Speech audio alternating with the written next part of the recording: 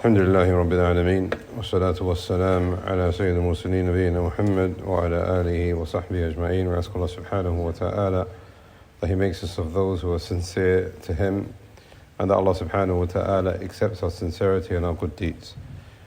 Imam al-Nawawi rahimahullah says in Riyadh as-Saaleheen, باب الإخلاص وإحضار النية في جميع الأعمال والأقوال والأحوال بارزة والخفية. The chapter of having ikhlas and sincerity, making sure that your intention is correct in all of your actions, in all of your statements, in all of your situations, whether they are apparent or hidden. And in this chapter, Imam al-Nawawi rahimahullah is going to give us a number of hadith which show us the importance of ikhlas and niyyah. But before that, like we said yesterday, as is the way of the ulama of hadith, he gives us a number of ayat. So for instance, Allah subhanahu wa ta'ala says, وَمَا أُمِرُوا إِلَّا لِيَعْبُدُوا اللَّهَ مُخْلِصِينَ لَهُ الدِّينَ حُنَفَاءَ وَيُقِيمُوا الصَّلَاةَ وَيُؤْتُوا الزَّكَاةَ وَذَلِكَ دِينُ الْقَيِّمَةِ, which is in Surah al-Bayyinah. Also Allah subhanahu wa ta'ala says, لَن يَنَالَ اللَّهُ لُحُومُهَا وَلَا دِمَاؤُهَا وَلَكِنْ يَنَالُهُ التَّقْوَى مِنْكُمْ. Allah subhanahu wa ta'ala, when it comes to your sacrifice of animal, udhiyah, it's not the blood or the meat that reaches Allah subhanahu wa ta'ala, but what reaches Allah is the taqwa from yourself. In Surah Al-Imran, Allah subhanahu wa ta'ala, He says, قُلْ إِن تُخْفُوا مَا فِي صُدُورِكُمْ أَوْ تُبْدُوهُ يَعْلَمْهُ اللَّهُ. Either you keep it hidden or you make it apparent as to what is in your hearts, Allah subhanahu wa ta'ala is fully aware of it. From this, in commentary, Shaykh Muhammad bin al-Ikhlas rahimahullah, he said that these ayat are ayat pertaining to a person's niyyah and his ikhlas. And the place of the niyyah and his sincerity is in his heart for all of his actions. So the actions of the heart, the sincerity is in the heart. The actions of the statement, the sincerity and the niyyah is in the heart. The actions of the limbs, the sincerity and the intention is in the heart. And from these ayat, the Shaykh says, Allah subhanahu wa ta'ala wants from you to be sincere to Him. And whether you are sincere or not, Allah subhanahu wa ta'ala is fully aware of what you conceal in your hearts. So either you have a sincere intention or you don't, Allah subhanahu wa ta'ala is fully aware. Therefore the Shaykh says, it is wajib for every single one of us to be sincere to Allah subhanahu wa ta'ala. It is wajib that every single one of us make sure that their intention is correct. Therefore now, how do you know you are sincere, and how do you know that your intentions are correct when you're trying to do any good deed? Number one, the Shaykh says, number one, the intention should be to please Allah subhanahu wa ta'ala. And number two, that the person does the action seeking the darul akhirah with Allah subhanahu wa ta'ala. So this person now, whenever he does a good deed, he is doing it to please Allah. He's not concerned about the creation, he's not concerned whether they are looking at him or not. His intention is to please Allah subhanahu wa ta'ala.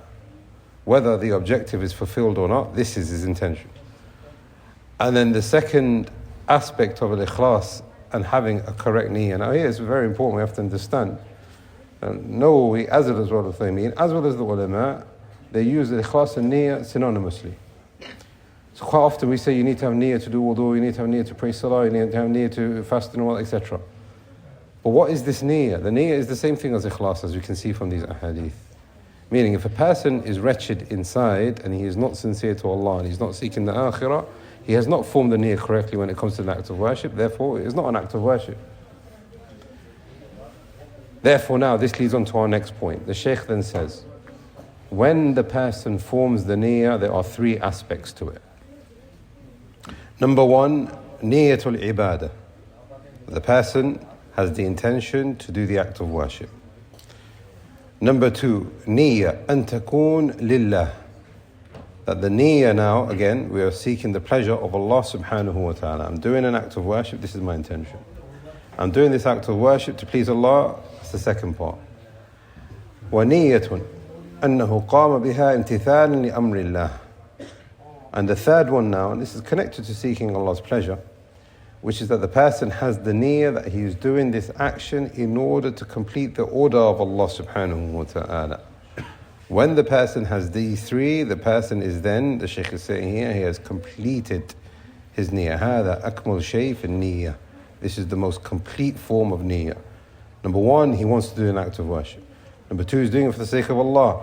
And number three, he's doing it in order to fulfill the requirement from Allah subhanahu wa ta'ala.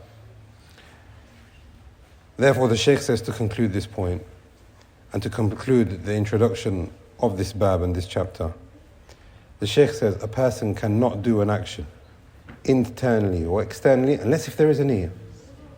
Either the niyyah is good or bad, but there's always going to be a niyyah. When you realize this, then you have to then understand that Allah subhanahu wa ta'ala knows your niyyah in the dunya. And on Yawm al-Qiyamah, Allah subhanahu wa ta'ala will make your niyyah clear and evident and apparent in front of all of the creation. So as Allah subhanahu wa ta'ala says in Surah Al-Tariq, يَوْمَ تُبْلِ السَّرَائِرِ, on a day where all of the secrets are then made clear. In Surah Al-Adiyat, Allah subhanahu wa ta'ala, He says, أَفَلَا يَعْلَمُ إِذَا بُعْثِرَ مَا فِي الْقُبُورِ, do they not know that Allah subhanahu wa ta'ala will resurrect them from their graves?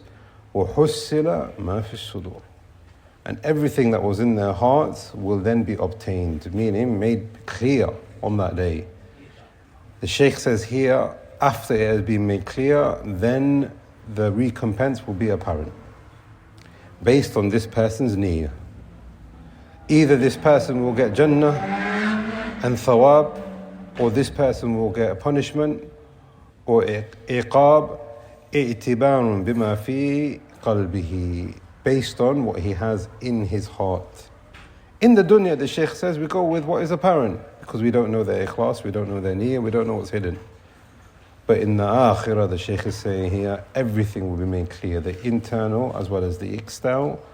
And then the last final point, which we all need to pay attention to, which is that the Shaykh then says that there is an enemy who constantly wants to come to you and corrupt your internal so that your external will be useless. This is an introduction where the Shaykh is giving us benefits from these ayat that Imam al-Nawawi has brought for us in Riyadh as-Saaleheen. We ask Allah subhanahu wa ta'ala that He makes us of those who hear and follow in the best way, and Allah subhanahu wa ta'ala makes us of those who are sincere to Him in the life of this dunya, and He rewards us with the best of reward that He can give to His sincere servants in the akhirah. هذا والله أعلم. صلى الله على محمد وعلى آله وصحبه أجمعين.